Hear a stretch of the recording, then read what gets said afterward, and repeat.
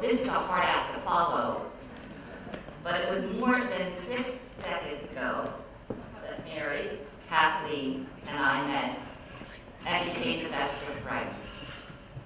And I think I'm accurate, it was more than 4 decades ago, John Martin met Mary and became a close friend of the Broderick family. So it really could be a very long night of storytelling. But I promised Sister Mary I'd keep it tight. Born in Brooklyn, New York, on a spring day in April, her parents, Ed and Marie, were ecstatic. But little did they know how much this tiny little infant was going to keep them hopping, and hopping she did. Just under 2 years later, Mary was gifted with a wonderful sister, Kathleen. And she okayed my sharing her observation that Mary is more like her mom, kind of like an Energizer bunny, always hopping up to do something, anything. To this day, Mary cannot sit still through a movie. And if any of you are around, you'll see her tapping, tapping, tapping, planning the next event. And even the church services are a challenge to her. Kathleen is more like her dad, reflective and calm. She knows how to work really hard, but she can also relax and enjoy downtime. Mary, she keeps directing the show. 2 years after Kathleen's birth, Mr. Broderick's work brought him to the state of Pennsylvania, to a small borough called Sharon Hill. They moved onto the street where I lived.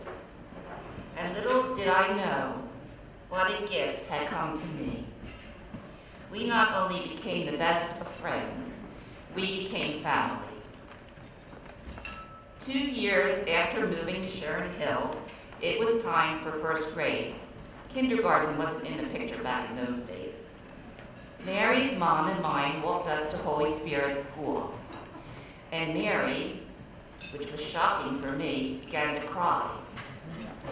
One of the sisters walked up to Mrs. Broderick and said, "I know this is upsetting to you, but she'll be fine." And Mrs. Broderick, with that twinkle in her eye and smiling, said, "Oh, sister, she's not crying because she's leaving me. She's crying because they're separating her from her best friend. They had our number from the very beginning."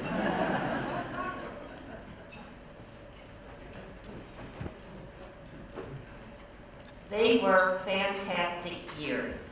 We played games, jumped rope, studied a bit, and when it snowed, without the sisters ever knowing, we stood on the corner to send students back home, telling them it was a snow holiday.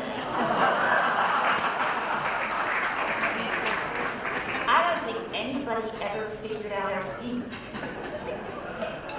We got together often to play, and of course, we found our way to the Forbidden Creek.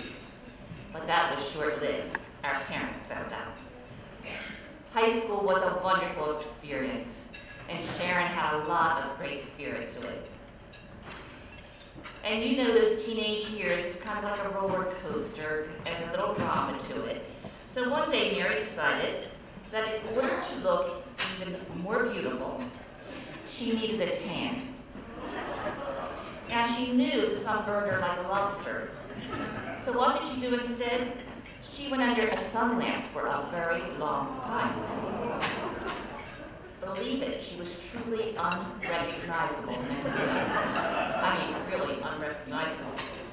And as you can imagine, her mother was none too happy and gave serious thought to making her go to school regardless of her looks. But then she relented. To think that the two of us entered the Holy Child Sisters is unfathomable to me to this day. I just can't imagine how it happened. A student a few years ahead of us, who was attractive and fun-loving, decided to enter. And that had an impact on Mary. And she figured, if that student can do it, she could do it too. So she decided to enter.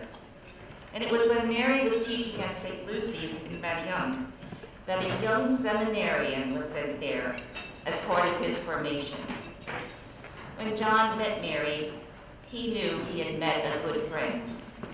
She invited him to her parents' house for dinner, and John became a close part of that family.